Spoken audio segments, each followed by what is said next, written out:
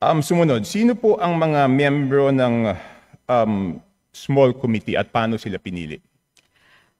As of now, it's an ongoing discussion. It will not be small. The It's actually subcommittee on be budget amendments. yes. So we are looking into representatives nominated by each of the political parties, plus the party list coalition, plus members of the minority. So we are looking at least, just looking at that, at least 10 members.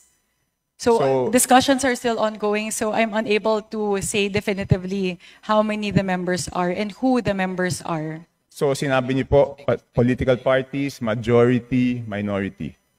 That is correct. Bakit wala pong representative ang independents?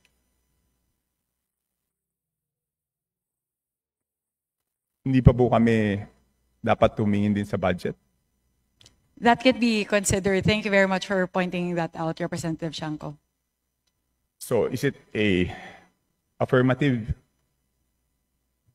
that the independents will be represented?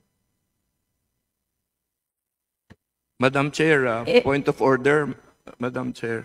Kasi kanina I was asking kung ano ito, kung hearing ito o briefing. Ang sagot sa akin, briefing. Sa naririnig ko parang hearing.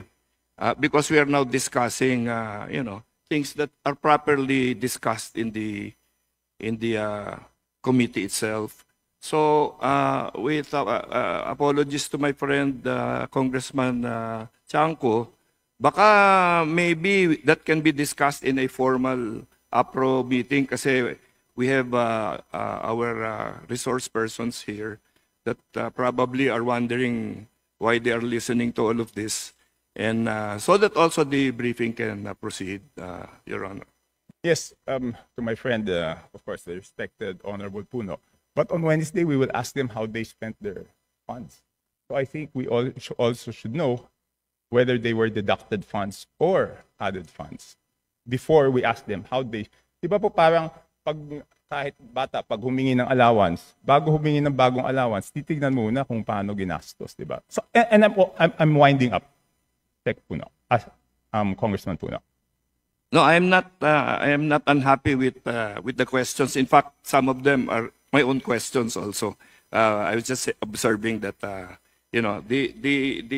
ruling was that this is a briefing. So I myself have been forced to revise some of the questions I was going to ask. But thank you for your lead on this. So, ito lang po ang ating news update ngayon mga ka-DO, and please comment down below kung ano ang masasabi nyo sa video na ito, and please pakisupport naman ang ating Facebook page para magpatuloy pa tayo sa paggawa ng bagong news update. Maraming salamat po at magandang araw.